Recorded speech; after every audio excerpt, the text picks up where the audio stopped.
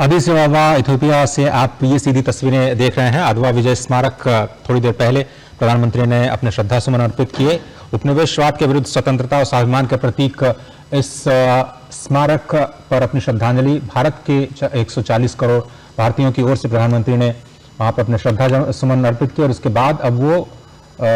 इस वक्त दौरा कर रहे हैं पास में ही बने म्यूजियम का, जिसमें इस अदवा विजय स्मारक से जुड़ी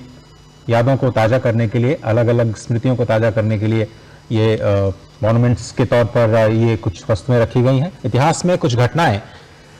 केवल एक देश तक सीमित नहीं रहती हैं, बल्कि वे पूरी मानवता के लिए प्रेरणा बन जाती हैं। और जिसका जिक्र अभी ऋतु जी ने किया कि अदवा का युद्ध, जो कि 1 मार्च 1986 को लड़ा गया, एक ऐसी ऐतिहासिक घटना है जिसने न केवल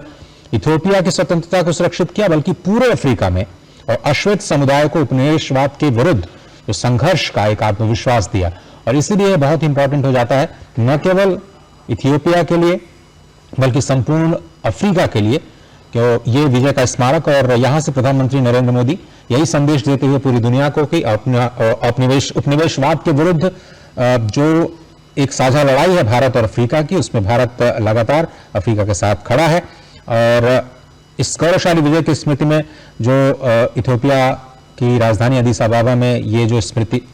स्मारक का निर्माण किया गया था, उसका आपसे थोड़ी देर पहले प्रधानमंत्री ने अवलोकन किया और वहां पर अपने श्रद्धासुमन अर्पित किए। 19वीं सदी के अंत में जब ज्यादातर अफ्रीकी देश यूरोपीय शक्तियों के उपनिवेश बन चुके थे,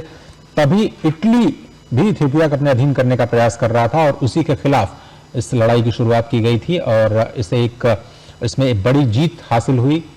इथियोपिया को इटली के खिलाफ।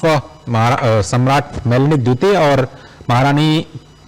तायातु बेटुल के नेतृत्व में इथियोपियाई सेना ने एकजुट होकर के इटली की सेना को पराजित कर दिया। ये पहली बार था जब किसी अफ्रीकी देश ने एक यूरोपीय औपनिवेशिक शक्ति को निर्णायक रूप से हराया था। और इसलिए ये जो पूरा का पूरा म्यूजियम है, उसी युद्ध की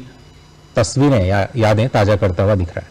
जी हाँ, और ये सिर्फ अफ्रीकी कॉन्टिनेंट को ही नहीं प्रेरित करता, प्रेरणा देता है, बल्कि आज के दौर में भी अजय अगर हम बात करें तो आज औपनिवेशवाद भले ही ना हो, लेकिन